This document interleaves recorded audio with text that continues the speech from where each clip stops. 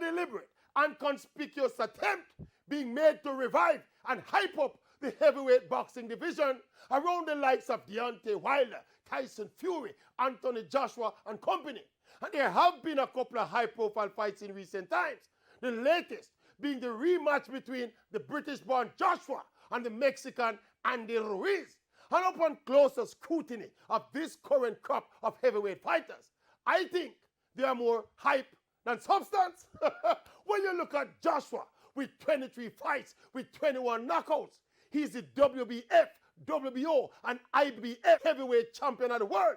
But in terms of sheer boxing skills, and even his intent and his aggression as a heavyweight boxer, I am not overly impressed. I don't know. Let me put it this way.